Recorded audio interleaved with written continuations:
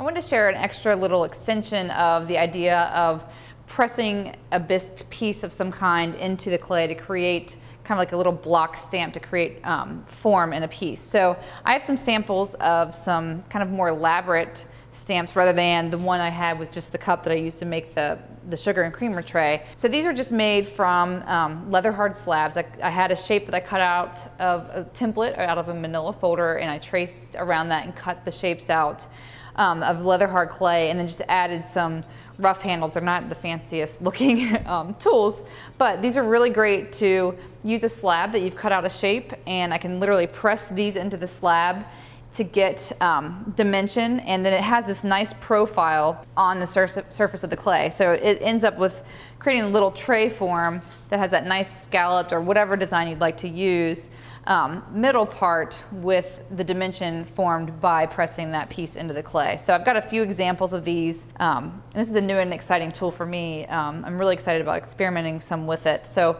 you know, I've got some that are different sizes, some that are more simple than others, and then some that are a little bit more elaborate. So much like using the cup that we use to make the tray for the sugar and creamer, I'm gonna have to use a little bit of force and a little bit of elbow grease to get this to press in well. And for these, because they've got a lot of different undercuts and things like that, I'm gonna have to be really specific about pressing in the areas that have the more detail. So I already have a slab that I've cut out here and just decorated the rim. And this is that nice kind of soft leather hard state of the clay where I see it's a little bit bendy, but it's holding its shape a little bit. So when I press this in, this is gonna pop up the sides, and the sides are gonna basically stay there. So here's one that's, you know, a little bit more elaborate of a press.